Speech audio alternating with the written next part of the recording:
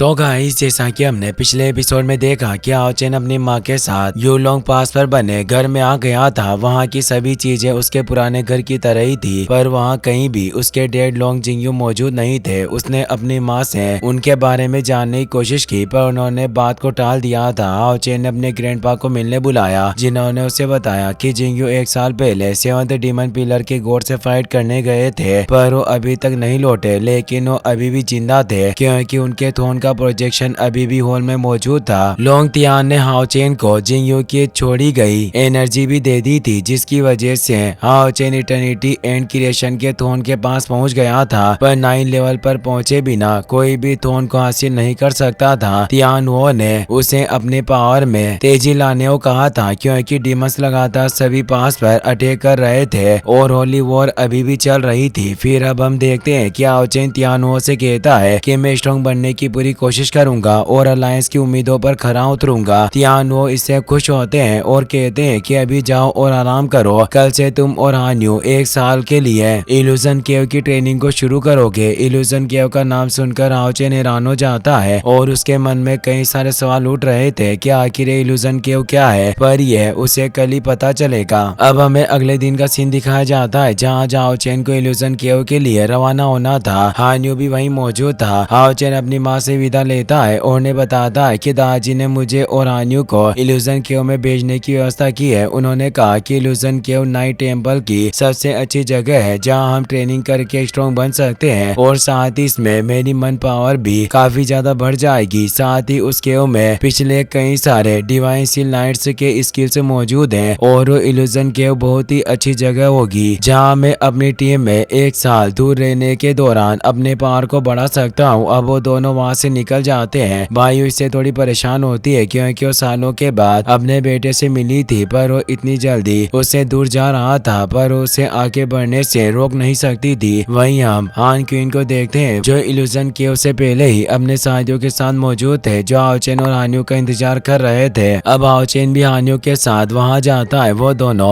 उन्हें रेस्पेक्ट देते हैं। हान क्वीन आओ चेन से कहते हैं कि तुम्हारे साथ 2 लोग इस इल्यूजन केव की ट्रेनिंग में हिस्सा लेंगे। आओ चेन ने सुनकर हैरान हुआ कहता है कि एक और कौन है जो हमारे साथ जाने वाला है। अब वहाँ पर यांग वेन जाओ भी आ जाता है, जिसकी टूर्नामेंट के वक्त हाओ चेन से फाइट हुई थी और फिर भी वो अच्छे दोस्त बन गए थे। हाओ चेन यांग वेन जाओ को वहाँ देखकर खुश होता है और कहता है कि तुम यहाँ क्या कर रहे हो। अब वो तीनों बातें करते हुए इल्यूजन केव के अंदर जाने लगते और यांग वेन जाओ ने बताता है कि मेरे ग्रैंडपा यांग चाहते हैं कि मैं अगले साल तक 7 लेवल पर पहुंच जाऊं, इसीलिए उन्होंने मुझे यहाँ भेजा है। यांग वेन जाओ थोड़ा शर्मा रहा था, क्योंकि अब आओ चेन की पावर पहले से ही 7 लेवल पर थी और वो कहता है कि तुम्हारी टीम हाल ही में बहुत अच्छी प्रोग्रेस कर रही है। हान्यू से ताना मारते हुए कहता है कि मैंने कभी उम्मीद नहीं की थी कि तुम भी हमारी टीम के बारे में इतनी परवाह करते होंगे। यांग वेन जाओ कहता है कि हमें मिले हुए काफी वक्त हो गया, इसीलिए मुझे तुम्हारी टीम के बारे में बस थोड़ी सी चिंता हो रही थी। आओ चेन कहता है कि मेरी टीम के सभी मेंबर काफी मेहनती है और हम सब काफी अच्छा कर रहे हैं। यांग वेन जाओ उससे चेनिंग के बारे में पूछना चाहता था, क्योंकि उसकी फियांसे थी, पर वो शर्मा रहा था। आओ चेन भी ये समझ गया था। वो उसे कहता है कि तुम्हें चेनिंग की चिंता नहीं करनी चाहिए, वो ठीक है और वो बहुत अच्छी प्रोग्रेस कर रही है। ये सुनकर यांग वेन जाओ खुश होता है और पूछता है कि क्या चेनिंग अक्सर मेरी बातें करती है। आओ चेन कहता है कि वो तुम्हें बहुत ज्यादा याद करती है, पर हान्यू उसका मजाक उड़ाते हुए कहता है कि वो तुम्हें हर बार ट्रेश कहती है, उसे लगता है कि तुम किसी काम के नहीं हो। यांग वेन जाओ इससे गुस्सा होता है, तो आओ चेन हंसते हुए कहता है कि हान्यू से मजाक कर रहा है। अब वो उस इल्यूजन केव की गहराई में आ चुके थे। वहाँ काफी ज्यादा डेंस एनर्जी मौजूद थी। हान्यू कहता है कि यहाँ काफी प्रचुर मात्रा में मन एनर्जी मौजूद है, जो बाहर की दुनिया से कम 10 गुना ज्यादा मात्रा में मौजूद है। हम वास्तव में इस जगह पर ट्रेनिंग करके अपने लेवल को पार करके आगे बढ़ने का मौका ले सकते हैं। यांग वेन जाओ कहता है कि हम अपने लेवल को तो बढ़ा सकते हैं, पर मुझे यहाँ सीखने के लिए आसपास कोई भी सीक्रेट स्किल नजर नहीं आ रही है। पर तभी वहाँ मौजूद एक स्कल्पचर से तेज एनर्जी रिलीज होने लगती है और आवाज आती है कि मैं इल्यूजन केव का फाउंडर हूँ और तुम लोग मुझे नाइट टेम्पल का पहला लॉर्ड यानी भगवान भी कह सकते हो। उस स्कल्पचर से इतनी तेज एनर्जी निकल रही थी कि उन तीनों को देखने में काफी प्रॉब्लम हो रही थी। फर्स्ट लॉर्ड का नाम जियो हुआ था। वो कहते हैं कि तुम तीनों केवल तभी सीक्रेट स्किल को प्राप्त कर सकते हो जब तुम मेरे ट्रायल्स को पूरा करोगे। वो तीनों अपने घुटनों पर बैठकर उन्हें रेस्टेड देते हैं और हाओचेन उन्हें अपना नाम बताते हुए कहता कि टेम्पल लॉर्ड जियो हुओ, हम आपका तहे दिल से आदर करते हैं और अब आपको हमारे लिए ट्रायल को शुरू करना चाहिए। जियो हुओ का स्कल्पचर कहता है कि तुम तीनों अब रियल्म ऑफ इल्यूजन में प्रवेश करोगे, जिससे ही तुम एंडलेस ट्रायल्स को एक्टिवेट कर सकते हो और मेरे थॉर्न की हेरोइक स्पीड से लड़ाई करके ही तुम सुप्रीम सीक्रेट स्किल्स को प्राप्त कर सकते हो। अब वो तीनों रियल्म ऑफ इल्यूजन में आ गए थे, जहाँ अब जियो हुओ की हीरोइक स्पीड भी आ गई थी। हाओचेन अपने साथियों से कहता है कि इस हीरोइक स्पीड की बॉडी पर जो आर्मर है वो डूम एंड स्लॉटर थॉर्न का है। इसका मतलब जियो हुओ जरूर डूम एंड स्लॉटर के सील नाइट रहे होंगे। अब वो हीरोइक स्पीड उनसे लड़ने के लिए तैयार हो जाता है। हान्यू कहता है कि इनसे लड़ना हमारे लिए सम्मान की बात होगी। यांग वेंग जाओ भी कहता है कि थॉर्न आर्मर को चैलेंज करके मौके यूं ही नहीं मिलते, हमें अपनी पूरी पावर के साथ इससे फाइट करनी होगी, तभी हम रियल ट्रीट ले सकते हैं। वो तीनों भी अब लड़ने के लिए तैयार हो जाते हैं और उस हेरोइक के स्पीड से फाइट करने लगते हैं, लेकिन हेरोइक स्पीड काफी पावरफुल था। वो उनके अटैक को रोककर उन पर अटैक कर रहा था, पर वो तीनों भी बिल्कुल एक टीम की तरह एक दूसरे को प्रोटेक्ट करते हुए उनसे फाइट कर रहे थे। हाओचेन अपनी ड्यूअल सोर्स की मदद से हेरोइक स्पीड पर अटैक करता है, लेकिन उसे एक अटैक में ही दूर कर देता है और काफी तेज से आगे बढ़ते हुए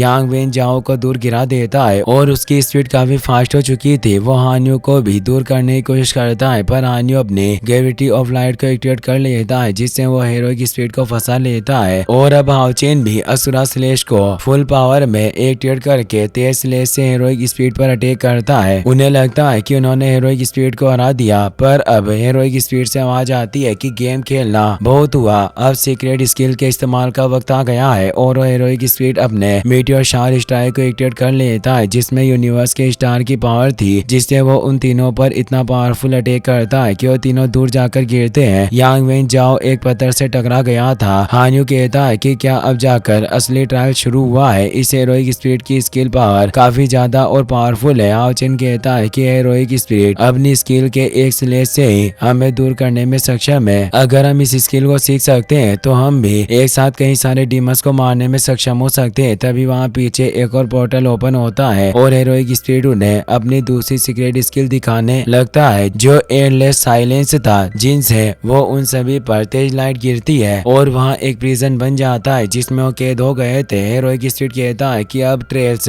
फाइनली स्टार्ट हो गया है। उस एंडलेस साइलेंस केस की पावर इतनी फियर्स थी कि वो हिल भी नहीं पा रहे थे। हेरोइक स्पीड उन तीनों पर अपने स्लेश से अटैक करके उन्हें दूर कर देता है। वो सभी देखते हैं कि वहाँ कई सारे प्लेटफॉर्म है जिनमें वो हेरोइक स्पीड टेलीपोर्ट हो रही थी, जिससे वो समझ जाते हैं कि यहाँ कई सारी सीक्रेट स्किल है। हाओचेन कहता है कि अगर हम यहाँ मौजूद सभी सीक्रेट स्किल्स में महारत हासिल कर सकते हैं तो एक साल के अंदर हम अपने साथियों के साथ हमारी डीमन हंट स्क्वाड को निश्चित रूप से वापस एकजुट कर पाएंगे। वहीं अब हमें चेनिंग को दिखाया जाता है, जिसे उसकी ग्रैंड मां सेन शुई एक फॉरेस्ट में लेकर आ गई थी, जहाँ उसे सोल सेंट के ट्रायल को पास करने के लिए सोल हॉल में जाना था। शेनुई बताती है कि ये सोल सेंट ट्रायल तुम्हारे लिए काफी ज्यादा खतरनाक हो सकता है, इसीलिए तुम्हें पहले अच्छे से सोच लेना चाहिए कि तुम्हें आगे क्या करना है। चेनिंग कहती है कि ग्रैंडमा आप मेरी चिंता न करें और मैं ज्यादा देर नहीं कर सकती, क्योंकि मुझे एक साल के अंदर और ज्यादा स्ट्रॉन्ग होने की जरूरत है, तभी मैं अपने टीम के साथियों से मिल पाऊंगी और मैं अपने साथियों के ऊपर अब और ज्यादा बोझ नहीं डालना चाहती। और अब वो अपनी ग्रैंडमा से मिलकर उस ट्रायल्स के लिए चली जाती है। वहीं अब हमें जियांग को दिखाया जाता है, जो प्रीस्ट टेम्पल में आ गया था, जहाँ टेम्पल लॉर्ड ने उसकी प्रैक्टिस के लिए कई सारे नाइट्स को बुलाया था। जियांग टेम्पल लॉर्ड से पूछता है कि क्या आपने इतने सारे लोग यहाँ मेरे लिए बुलाया है। टेम्पल लॉर्ड कहते हैं कि ये सभी वॉरियर टेम्पल के नाइट्स हैं, जिन्हें मैंने तुम्हारी प्रैक्टिस के लिए कुछ समय के लिए उधार लिया है। तुम्हें इन सभी को हराना होगा, तब जाकर ही तुम बैटलफील्ड में जा पाओगे और अपने दोस्तों से मिल सकते हो। जियांग इससे खुश होता है और कहता है कि मुझे हमेशा से लड़ना पसंद है। दो वॉरियर उस पर अटैक करने के लिए आने लगते हैं तो जियांग भी अपनी पावर को एक्टिवेट कर लेता है। वहीं अब हमें वांग युआन को दिखाया जाता है, जो वॉरियर्स के एक पास पर मौजूद थी। वॉरियर टेम्पल के हेड उसे बताते हैं कि तुम अकेले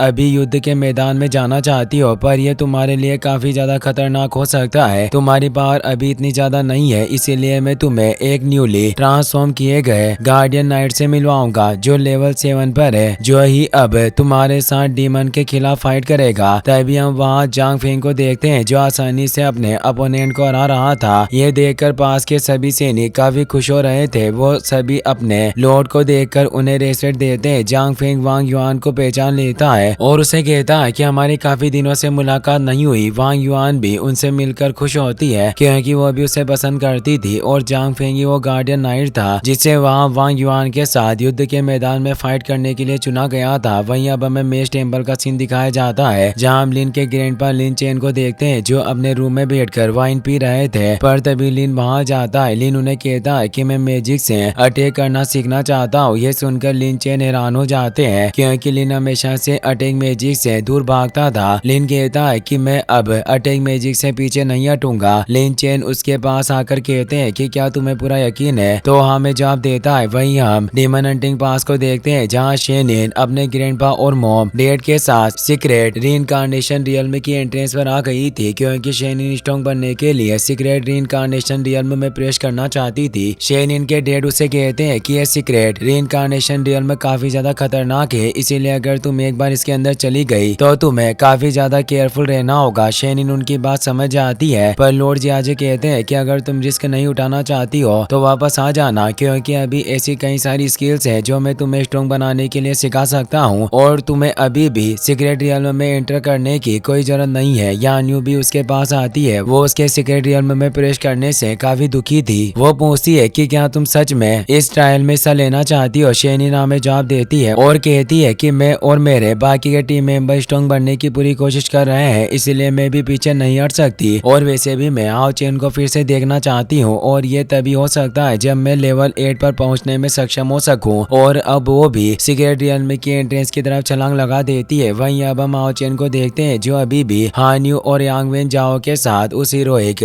स्पीड से फाइट कर रहा था। वो अपने साथियों से कहता है कि इस एक साल के अंदर हम निश्चित रूप से काफी स्ट्रॉन्ग बन जाएंगे और नई स्किल्स सीखेंगे और वो एक साथ उसे हीरोइक स्पीड पर अटैक करते हैं। गाइस, आप सभी को दशहरे की हार्दिक शुभकामनाएं। इसी के साथ ये एपिसोड यहीं पर खत्म हो जाता है। गाइस, अगर आपको वीडियो पसंद आया हो तो इस वीडियो को लाइक करने के साथ साथ चैनल को सब्सक्राइब जरूर कर लेना। मिलते हैं नेक्स्ट वीडियो में।